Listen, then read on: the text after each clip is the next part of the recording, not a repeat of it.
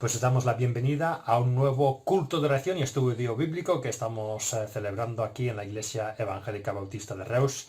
Como sabéis, es una grabación del culto que hacemos por Zoom y después de unas semanas que no hemos estado haciendo el estudio de Corintios, pues hoy vamos a volver a hacer el estudio. Es lo que vais a ver en la parte principal de este vídeo y luego pues compartiré con vosotros algunos temas de oración generales por los cuales estamos orando como iglesia en estos momentos. Así que voy a dar paso directamente al estudio, pero primero voy a pedir que Dios nos hable a cada uno por lo que vamos a escuchar en este vídeo. Pues Padre, te damos gracias por esta nueva oportunidad de poder estudiar tu palabra. Gracias porque cada vez que nos acercamos a la Biblia, pues tú nos hablas, nos recuerdas cosas que quizás se nos está olvidando, nos enseñas cosas nuevas. Gracias porque tú quieres hablar con nosotros. Gracias porque siendo el Dios todopoderoso, no eres un Dios distante, eres un Dios que te quieres comunicar con nosotros, tener esa relación íntima y cercana con nosotros. Y gracias por tener la Biblia y la oración para poder tener esa relación íntima contigo. Gracias por lo que hemos aprendido de Corintios y te pedimos que nos sigas hablando y que vayamos aprendiendo lo que tú nos quieres decir. Y también gracias por la oración, gracias por esas oraciones que ya has contestado, gracias porque tú con tu amor y poder pues nos vas dando no muchas veces lo que pedimos, sino mucho más de lo que pedimos, lo que es mejor para nosotros. Y con esa confianza, Padre, pues te damos gracias por tu amor y te damos gracias porque podemos entregarte estas preocupaciones sabiendo que tú las contestarás de la mejor manera. Pues todo esto lo pedimos y lo ponemos en tus manos, en tu nombre. Amén.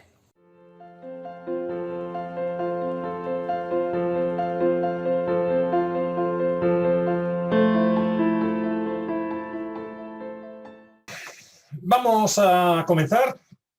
Vamos a volver a Primera de Corintios, capítulo 11, y llevamos varias semanas que no hemos estado haciendo Primera de Corintios por diferentes razones. La semana que viene yo no pude estar, luego tuvimos la Semana Santa y el último viernes que me tocó a mí era último viernes de mes, así que nos dedicamos más al tiempo de oración que al estudio. Así que más o menos hace casi 3-4 semanas que no hemos hecho Primera de Corintios. Y también, si os acordáis, cuando acabamos los estudios antes de Semana Santa, llevábamos 2 o 3 semanas sobre Primera de Corintios 3, hablando sobre Primera de Corintios 3. Así que puede ser que después de estas 5 o 6 semanas nos hayamos olvidado el tema real que estábamos tratando, que no era el tema de lo que es el matrimonio cristiano, que es lo que vimos en el versículo 3, sino otro tema. Así que voy a volver a leer los versículos del 2 al 14 de Primera de Corintios capítulo 11, solo para recordar el tema en general que estamos tratando. Y dice así, Primera de Corintios capítulo 11 y el versículo 2 dice: os elogio porque os acordáis de mí en todo y retenéis las enseñanzas tal como os las transmití. Ahora bien, quiero que entendáis que Cristo es cabeza de todo hombre, mientras que el hombre es cabeza de la mujer y Dios es cabeza de Cristo. Todo hombre que ora o profetiza con la cabeza cubierta deshonra al que es su cabeza. En cambio, toda mujer que ora o profetiza con la cabeza descubierta deshonra al que es su cabeza, como si estuviera rasurada. Si la mujer no se cubre la cabeza, que se corte también el cabello. Pero si es vergonzoso para la mujer tener el pelo corto o la cabeza rasurada, que se la cubra. El hombre no debe cubrirse la cabeza, ya que es imagen y gloria de Dios, mientras que la mujer es gloria del hombre. De hecho, el hombre no procede de la mujer, sino la mujer del hombre. Ni tampoco fue creado el hombre a causa de la mujer, sino la mujer a causa del hombre. Por esta razón y a causa de los ángeles, la mujer tiene autoridad sobre su cabeza. Sin embargo, en el Señor ni la mujer existe aparte del hombre, ni el hombre aparte de la mujer. Porque así como la mujer procede del hombre, también el hombre nace de la mujer, pero todo proviene de Dios. Juzgad vosotros mismos, ¿es apropiado que la mujer ore a Dios sin cubrirse la cabeza?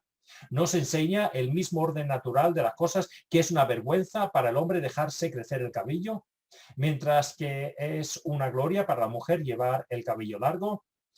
es que a ella se le ha dado su cabellera como velo. Si alguien insiste en discutir este asunto, tenga en cuenta que nosotros no tenemos otra costumbre, ni tampoco las iglesias de Dios. Entonces, como he estado diciendo, llevamos varias semanas que hemos hecho otro tema o no hemos estado tratando Primera de Corintios. Y hoy vamos a tratar Primera de Corintios 11:4. Dice, todo hombre que ora o profetiza con la cabeza cubierta deshonra al que es su cabeza. Como he estado diciendo, hemos hecho una excursión bastante larga acerca del tema de lo que significa el versículo 3, que podríamos decir que es el matrimonio cristiano, el papel del hombre y la mujer. Pero el tema principal de 1 de Corintios 11 no es el tema del matrimonio, es el orden o el decoro en el culto. Pablo, como habíamos visto en el versículo 3, ha dejado claro que hay un orden. Dices, recordamos en el versículo 3, ahora bien, quiero que entendáis que Cristo es cabeza de todo hombre, mientras que el hombre es cabeza de la mujer y Dios es cabeza de Cristo. Así que vemos que este orden es Dios, Cristo, hombre y mujer. Y ya vimos lo que significaba este orden. Y no voy a volver a entrar, si os interesa repasar lo que dijimos en su día. O no estuvisteis en esos estudios, los estudios están colgados en el canal de YouTube, en la carpeta de estudios de Primera de Corintios. Hay 2 estudios ahí, como mínimo creo que son 2, puede ser 3, pero que hablan de lo que significa este versículo 3. Pero como he dicho, el objetivo del Señor por Pablo en este capítulo no es tanto hablar sobre el matrimonio o las relaciones entre hombre y mujer, sino, como he dicho, el orden y el decoro en el culto, y que dependiendo de cómo nos comportemos en el culto, podemos desmontar ese orden instaurado por Dios y le podemos deshonrar. Y esto es lo que vamos a entrar en los versículos en 4 hacia adelante. Y nuevamente estos versículos han sido de algo de controversia en las iglesias, o al menos de hacer cosas de una forma diferente en diferentes denominaciones. Mirando los versículos, no solamente el 4, sino en los versículos más adelante, nos hacemos la pregunta, ¿la mujer debe llevar un velo en la iglesia? ¿Debe cubrirse la cabeza con un velo cuando entra en la iglesia? ¿Es incorrecto que los hombres tengan el pelo largo? ¿Debemos tener el pelo corto? Y vamos a ser realistas. En Reus no somos tajantes con este versículo. No exigimos que las mujeres que entren en la iglesia tengan que ponerse un velo. No exigimos que los hombres tengan que llevar el pelo de una cierta largura. Hay personas que tienen el pelo, hombres que tienen el pelo más largo, otros que lo tienen más corto en la iglesia. Y nos debemos hacer la pregunta, ¿estamos desobedeciendo un mandato de Dios al no ser tajantes en este tema? ¿Deberíamos exigir que las mujeres que entren en la iglesia deberían llevar velo, que todos los hombres tengan un pelo corto o no es tan importante? Pues antes de continuar con este tema, quiero decir 2 cosas que quizás tendríamos que tener en cuenta en toda esta sección que dura varios versículos del capítulo 11. En primer lugar, no podemos interpretar los versículos que vienen a continuación fuera de su contexto. Hemos de comprender la cultura a la cual escribía Pablo, la situación en Corinto, cómo era la cultura en Corinto. Y al estudiar eso, entenderemos que hay ciertas actitudes, formas de vestir y formas de peinarse que causaban escándalo en una ciudad de cultura romana como la ciudad de Corinto. Cosas que hoy en día no causan ningún escándalo porque nuestra cultura, Reus, siglo XXI, es totalmente diferente a la cultura que vemos en Corinto en el primer siglo. Por eso, lo importante de estos versículos no es tanto los detalles de cómo dice Pablo que debemos vestirnos, o mejor dicho, cómo debían vestirse o peinarse los hombres y las mujeres en la iglesia de Corinto, sino lo importante de estos versículos es si nuestra forma de vestirnos o comportarnos en la iglesia hoy en día, aunque sea de una forma totalmente distinta, pueda causar escándalo. Esa es la primera cosa que debemos entender. No son tan importantes los detalles, sino el trasfondo.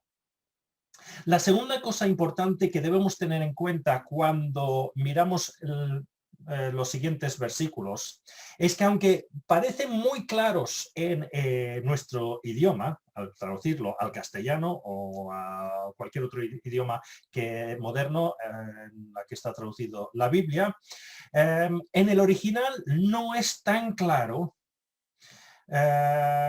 si Pablo, por ejemplo, habla en estos versículos de cubrirse la cabeza o cortarse el pelo. Los términos que quiero decir que usa no son tan claros. Por ejemplo, cuando dice que el hombre no se cubra la cabeza, como vamos a ver hoy, no estamos seguros si lo que está diciendo es que no debe cubrirse la cabeza o si no debe tener el pelo largo. No lo sabemos, porque en el original el término que usa Pablo podía referirse a no cubrirse la cabeza con un velo o un sombrero, pero también podía referirse a que no tuviese el pelo largo. Además, al leer estos versículos, Pablo no explica la razón exacta por la cual un hombre puede deshonrar a Dios si se cubre la cabeza o si tiene el pelo largo. Por eso hemos de ir con cuidado al hacer normas absolutas basándonos solamente en estos versículos. Así que hoy vamos a entrar solamente en el versículo 4, que servirá de introducción tanto para lo que dice de los hombres, pero también para lo que dice de las mujeres, en lo cual entraremos la semana que viene. ¿Vale? Así que, volviendo al versículo 4, dice, todo hombre que ora o profetiza con la cabeza cubierta deshonra al que es su cabeza. Todos los comentaristas están de acuerdo que Pablo aquí no está hablando de la oración o la profecía, como veremos y veremos lo que significa eso en un momento, está hablando en el culto, en la iglesia, en una forma pública. No está hablando aquí de la oración privada de la persona en su casa, ¿vale? Estamos hablando del culto público, de la oración y la profetización de una forma pública. Y comienza diciendo todo hombre que ora o profetiza. La palabra orar no nos causa problemas. Los cristianos del siglo XXI aquí en Reus sabemos lo que es la oración y practicamos la oración pública en voz alta en nuestras iglesias, sea por ejemplo como hoy en el culto de oración, también en nuestros cultos que tenemos también, por ejemplo, el culto del domingo. Así que en un sentido ya podríamos pasar y decir, bueno, esto ya es fácil de entender. Pero antes de proseguir, quiero resaltar algo que quizás en la iglesia moderna vamos perdiendo. La oración en comunidad y la oración pública eran una parte integral de la iglesia primitiva. Daban una importancia fundamental a lo que era la oración. No solamente la oración privada en nuestras casas, que sí, obviamente es importante y no nos sirve de nada ir a la iglesia a orar si luego no oramos nada en casa, pero vemos que entre la iglesia primitiva se daba una importancia importantísima tanto la oración personal como la oración en comunidad. Y vamos a mirar algunos ejemplos que vemos en algunos capítulos de Hechos, que habla de la iglesia primitiva. Dice, Hechos capítulo 1 y el versículo 14, hablando de las personas, un grupito pequeñito que quedó después de que Jesús ascendiera al cielo. Y vemos lo que dice en Hechos capítulo 1, el versículo 14, dice, todos en un mismo espíritu se dedicaban a la oración, junto con las mujeres y con los hermanos de Jesús y su madre María. Se dedicaban a la oración. No era una cosa que se hacía de vez en cuando, no. los primeros cristianos se dedicaban a la oración.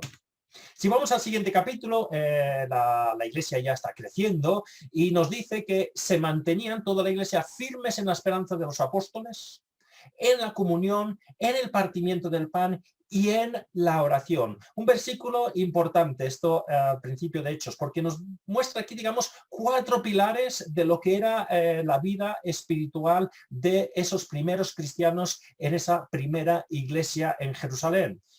Enseñanza, claro que sí. Comunión, esa relación los unos con los otros, importante. El partimiento del pan, la Santa Cena, importante. Y la oración, también importante. Y si miramos Hechos capítulo 12, el versículo 5 y el versículo 12, veremos que si leemos Hechos capítulo 12, que Pedro ha sido arrestado. La iglesia está preocupada de que Pedro acabará siendo ejecutado porque otros ya habían sido ejecutados, otro apóstol ya había sido ejecutado. Y vemos que en el versículo 5, dice así, pero mientras mantenían a Pedro en la cárcel, la iglesia oraba constante y fervientemente a Dios por él. Y el versículo 12, cuando Pedro es liberado de la cárcel de una forma milagrosa, vemos que consciente de lo sucedido, Pedro fue a casa de María, la madre de Juan, apodado Marcos, donde muchas personas estaban reunidas orando. Vemos que la iglesia primitiva no era una iglesia que se reunía el domingo, si les iba bien, para escuchar un mensaje, quizás cantar algún cántico y luego volver a casa. Era una iglesia que también se dedicaba a la oración. Y es una cosa que la iglesia moderna hemos ido perdiendo y estamos perdiendo. La oración y la asistencia a las reuniones que hacemos para orar juntos cada vez va decayendo más. No se da la importancia quizás que tendríamos que dar a la oración en el culto. Los cultos de oración, por desgracia, son los cultos menos asistidos en la vida de la iglesia. Y como digo, es importante la oración en nuestras familias y en privado, en nuestras casas, pero también, si queremos seguir el ejemplo de la iglesia primitiva, la oración era una parte integral de la vida de la iglesia. Y haríamos bien la iglesia moderna a seguir este ejemplo y no relegar la oración a una cosa que se hace si nos va bien en ciertos momentos, ¿vale? Así que eso quería resaltarlo porque vemos aquí la importancia de la oración en la iglesia primitiva. Entonces, todo hombre que ora, y la segunda palabra es profetiza, y aquí sí que puede haber algo más de confusión.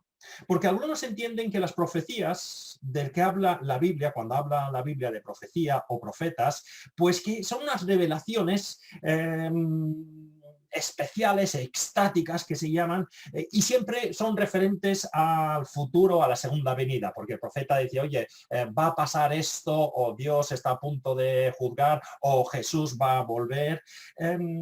Y es verdad que parte de la profecía que vemos en la Biblia tiene que ver con las cosas futuras. Pero la profecía bíblica no se limita solamente a la predicción de cosas futuras. El profeta de la Biblia o la profecía bíblica es cualquier persona que está hablando guiado por el Señor con una palabra de Dios. Obviamente esto puede incluir predicciones del futuro y si vemos, por ejemplo, los profetas del Antiguo Testamento, vemos como Isaías, por ejemplo, habla de que van a venir los asirios a conquistar, Jeremías habla de los babilonios, algunos hablan del destierro, otros hablan de cómo Israel después del destierro va a volver a la tierra otra vez, otros profetas hablan de la venida de Jesús. Pero la profecía no es solamente eso. La profecía vemos constantemente como, por ejemplo, Isaías dice, oye, no podéis vivir de esta forma en este momento. No podéis aprovecharos de las viudas o de los huérfanos. No podéis vivir una vida de borracheras. No podéis hacer injusticia. Y estaba profetizando en ese momento también, porque estaba diciendo las palabras que Dios le estaba revelando para su pueblo en ese momento. Entonces, podemos decir que el profeta o la profecía es cualquier persona que bajo la guía y autoridad de Dios comunica un mensaje de Dios para su pueblo. Y hay que recordar que en la época de los Corintios, la Biblia, como lo tenemos hoy en día, aún no estaba en su forma completa. Es verdad que tenían el Antiguo Testamento.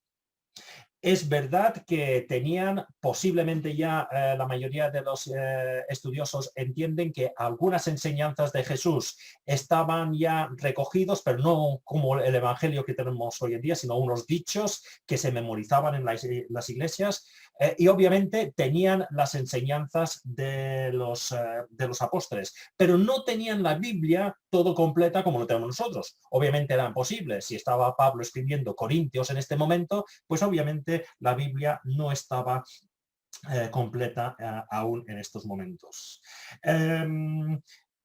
Así que la forma que usaba Dios para revelar su mensaje también era usar ciertos miembros de la congregación que traían un mensaje para la iglesia, movidos por el Espíritu Santo. El Espíritu Santo ponía un mensaje dentro de una persona para que lo compartiera con la iglesia. Ahora, dicho esto, esta palabra que traía la persona que se le llama profeta o el que hacía profecía, siempre se tenía que probar. No tenían toda la Biblia, pero como digo, tenían el Antiguo Testamento.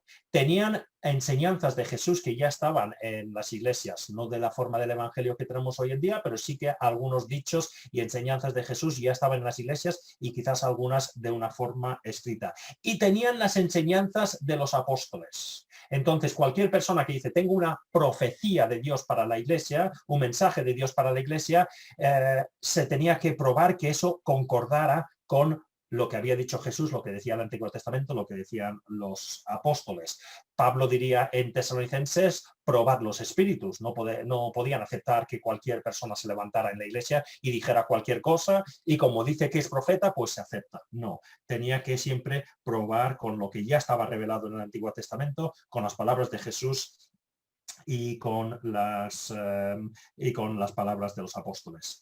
Hoy en día tenemos la Biblia, ya tenemos toda la revelación completa. Así que la forma que Dios tiene para hablar a la iglesia hoy en día es mediante la Biblia, ¿vale? Si alguien se levanta y dice, tengo un mensaje para la iglesia, pues si ese mensaje no concuerda con la Biblia, hombre, si alguien se levanta y dice, quiero decir que Dios es un Dios de amor y de justicia, vale, perfecto, eso concuerda con la Biblia. Si alguien se levanta y dice, yo creo que la salvación no es por fe, sino por obras, pues eso no concuerda con la Biblia y no se podría aceptar. Pero volviendo a nuestro texto, Pablo, como digo, está hablando del culto público, ¿vale? Y dice que en el culto público, el hombre que ora o profetiza, que podríamos entender, después de todo lo que he dicho, que también puede significar predicar o enseñar, no tendría que tener la cabeza cubierta. Y como digo, aquí hay una dificultad. ¿Qué significa que no tiene que tener la cabeza cubierta? Como he dicho en la introducción, la expresión en original puede referirse tanto al pelo largo, o sea, puede decir Pablo que el que predica no puede tener el pelo largo o no puede llevar nada que cubra su cabeza. Por eso he dicho que en algunas iglesias se ve mal que los hombres no tengan el pelo corto o que entren en la iglesia con algo en su cabeza. Quizás eso de algo en su cabeza ya no es tan importante. Yo me acuerdo antiguamente mi abuelo siempre llevaba un sombrero, esos típicos de los años 30, 40, y él hasta que murió llevaba ese sombrero, pero el momento que entraba en la iglesia siempre se quitaba ese sombrero porque era incorrecto entrar en la iglesia con la cabeza cubierta. Pero como he dicho al principio, los detalles no son tan importantes. No es tan importante aquí si Pablo está hablando del pelo largo o de llevar algo en la cabeza. Lo importante es la razón por la cual Pablo dice que es incorrecto tener algo, sea el pelo largo o un velo o un sombrero en la cabeza. Y los comentaristas creen que puede haber dos razones por las cuales Pablo dice a los hombres aquí que no oren ni profeticen con cosas en su cabeza. ¿Por qué? La primera idea es que hay algunos que creen que en los cultos paganos, algunos estaban viendo que, sobre todo en el culto pagano, la diferencia entre los sexos estaba desapareciendo. Sabemos que en los templos paganos, por ejemplo, se obligaba a chicos jóvenes a mantener relaciones con otros hombres para, y pongo esto obviamente entre comillas, para supuestamente honrar a los dioses. ¿Vale? Y también hay los que postulan que dentro de estos cultos, e incluso puede ser dentro de la población en general, habían hombres que se estaban dejando el pelo largo o se cubrían la cabeza con un velo de mujer y estaban haciendo el papel de mujer, sobre todo en los cultos paganos, ¿vale? Puede ser que esto sea una de las razones por la cual Pablo menciona esto de no tener el pelo largo o no cubrirse la cabeza. Otra razón es que algunos dicen no es tanto porque algunos cultos paganos pues los hombres se vestían de mujeres o hacían el papel de mujeres, sino que sencillamente en los cultos paganos, en los templos paganos, se honraba a los dioses. Los romanos normalmente se cubrían la cabeza con algún tipo de velo para dar honor a los dioses. Y lo que creen es que Pablo está diciendo, no, quiero que quede claro que el cristianismo no es otro culto pagano. No es que digas, oye, mira, aquí tenemos el templo a Zeus y un poquito más abajo hay unos que se llaman cristianos que tienen el templo a Cristo, pero más o menos es lo mismo. No. Pablo quería decir, no, quiero que dejéis claro que vuestra forma de actuar y de adorar es totalmente distinta. No quiero que haya confusión entre la iglesia y lo que está ocurriendo en los templos. Como digo, no podemos decir con seguridad la razón exacta por la cual pide Pablo, o el Señor por Pablo, pide a los hombres de Corinto que tengan el pelo corto o no se cubran con el velo. Pero la razón de fondo, sea cual sea, es que los cristianos, y esto sí que es una enseñanza para nosotros, y esto es como debemos aplicarlo a nosotros, los cristianos no estamos llamados a ser iguales que los demás.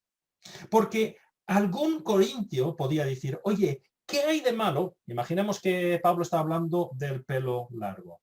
¿Qué hay de malo en tener el pelo largo? Si a mí me gusta, no pasa nada.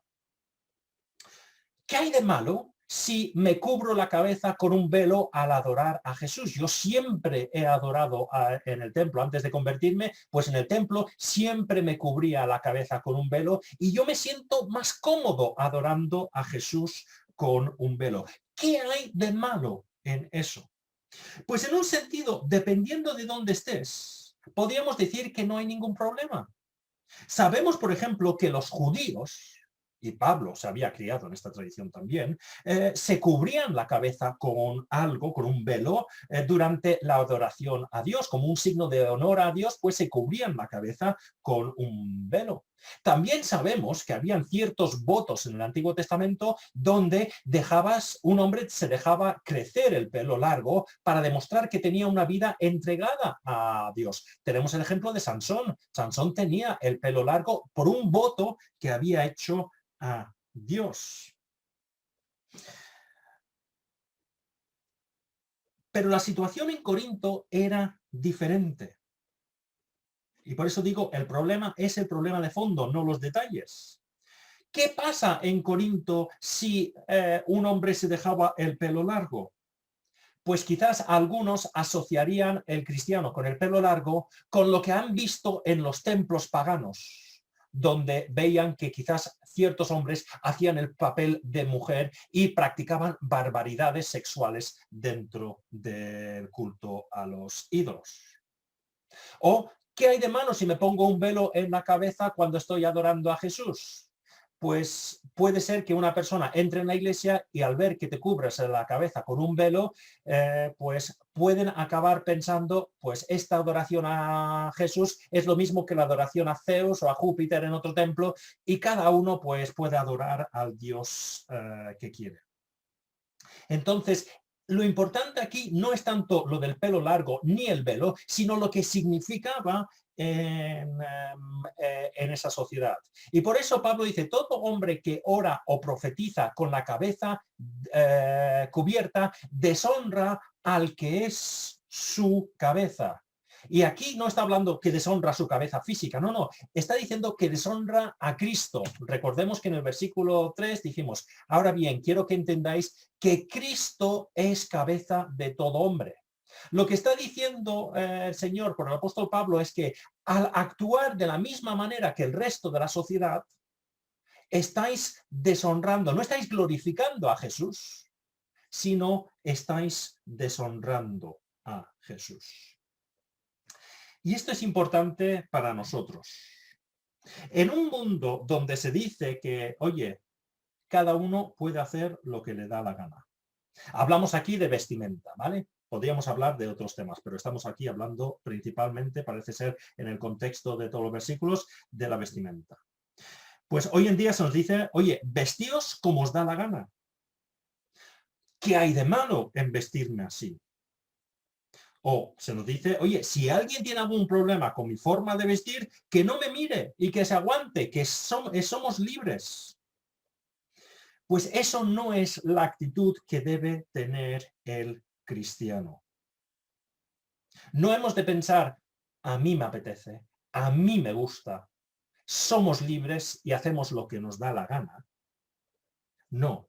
La pregunta que debe hacer el cristiano es que si nuestra forma, y como digo, aquí estamos hablando del vestido, pero no es el vestido, es todo. Si nuestra forma de vestirnos o comportarnos no debe depender de lo que a nosotros nos apetece, ni lo que está de moda, sino lo que glorifica a Cristo. Estamos llamados a ser diferentes. No podemos permitir que se nos confunda con el resto de la sociedad. Si mi forma de comportarme, y como digo, no solamente estoy hablando de la vestimenta aquí, podemos hablar de mi forma de hablar, ¿vale?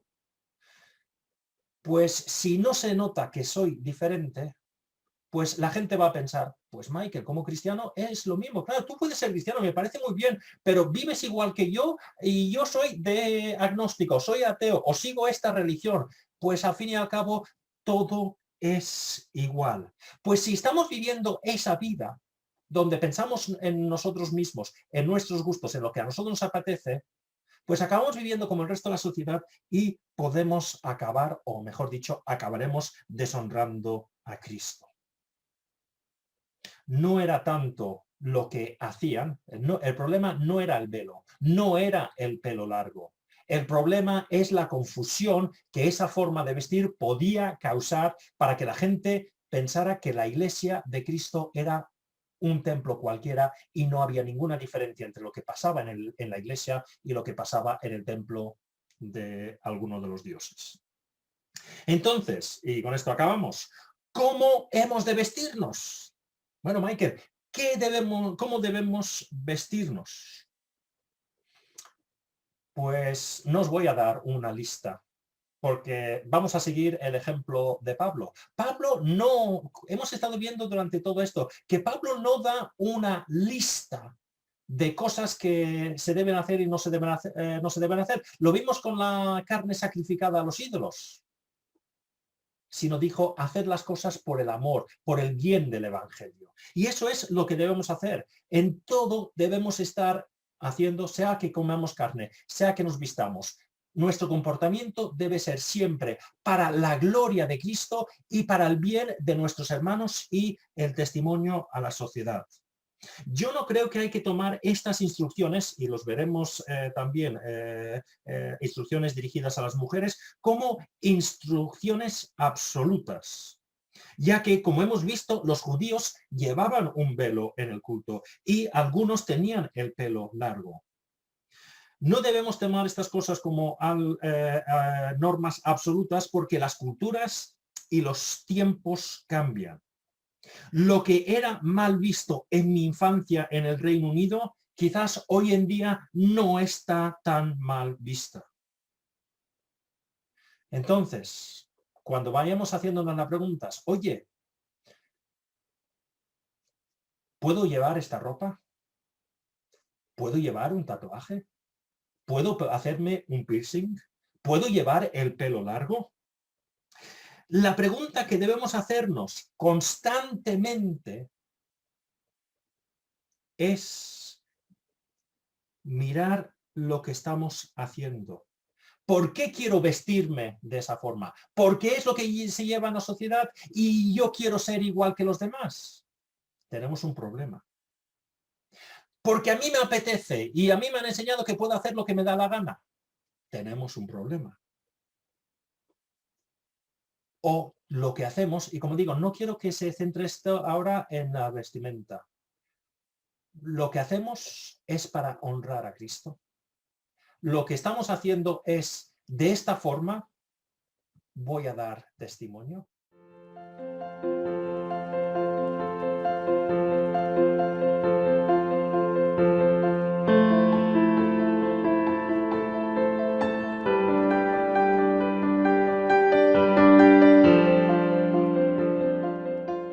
Pues después del estudio vamos a pasar a compartir con vosotros los temas de oración generales por los cuales estuvimos orando en el culto. Salen en pantalla ahora. Estuvimos pidiendo al Señor pues que nos ayude a glorificarle en todo a Él y no solo estar pensando en lo que a nosotros nos apetece. Somos muy dados a decir pues esto yo quiero hacerlo y no estar pensando si de esa forma pues estamos dando buen testimonio y glorificando a Dios. Entonces, los temas generales, seguimos orando por el sentimiento de iglesia y los cultos en estos momentos de pandemia, donde los cultos se hacen más online, no podemos tener tantas reuniones, pues que el Señor nos siga ayudando a tener esa comunión, esa preocupación los unos por los otros. También estamos orando por la evangelización, que el Señor nos utilice a cada uno en nuestras casas, nuestros lugares de trabajo, de estudios. Obviamente como iglesia no podemos hacer grandes eventos en estos momentos, pero el Señor nos puede utilizar a cada uno allá donde nos ha puesto. Seguimos orando por el tema de las obras de la iglesia que ya están entrando en su fase final, y obviamente estamos orando por la situación sanitaria, que el Señor dé sabiduría a los expertos, los gobernantes, también a la sociedad en general, para que nuestro comportamiento ayude a que la pandemia pues se controle. Obviamente también estamos orando por los ancianos, los que más están sufriendo por esta pandemia, y estamos pidiendo que esas vacunas estén llegando. Damos gracias por esas vacunas que están llegando, pero que vayan llegando a cada vez más personas. Y obviamente estamos orando por el desgaste emocional de la pandemia. Ya llevamos un año así, se hace pesado, no sabemos cuándo va a acabar, pero que el Señor pues nos ayude a tener esa fuerza emocional que podemos encontrar en Él, esa paz que podemos encontrar en Él, y que nos pueda utilizar también a cada uno de nosotros para que podamos ser de luz y de testimonio a la gente que nos rodea. También hay algunos temas más particulares que estamos orando en la iglesia, así que os invitamos ahora a todos a que pausáis el vídeo y tengáis unos minutos que podáis orar por estos temas.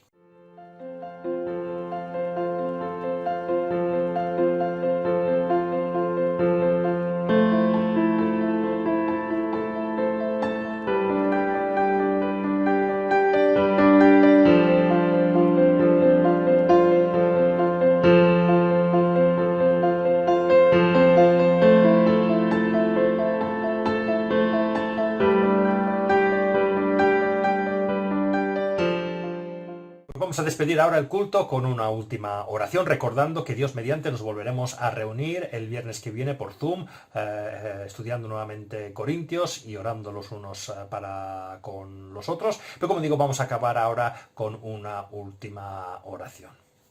Padre, te damos gracias por lo que hemos estudiado en tu palabra, y gracias porque tú siempre nos hablas cuando nos acercamos a la Biblia. Yo te pido perdón en primer lugar, Padre, porque cuando veo la importancia que daban la iglesia primitiva a la oración, me doy cuenta, Padre, que muchas veces yo no le doy la importancia. Perdóname por tanto en mi vida privada como en la vida de la iglesia, pues no estoy dando esa importancia a la oración, y ayúdanos a cada uno como cristianos a tener ese pilar también, darnos cuenta de la importancia que hay en la oración los unos para con los otros. También, Padre, te damos gracias por la segunda parte de lo que hemos estudiado, y yo te pido perdón, Padre, por esas veces que yo, en vez de pensar en lo que es mejor para dar gloria a tu nombre, lo que es mejor para dar testimonio, pues comienzo a pensar en mí mismo y digo, voy a hacer esto porque a mí me apetece, a mí me gusta. Perdóname, Padre, por las decisiones que tomo basado en lo que yo quiero.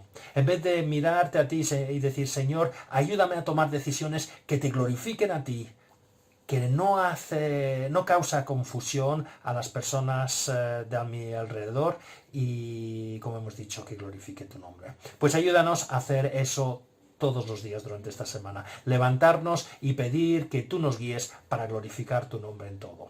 Pues todo esto lo pedimos en tu nombre. Amén.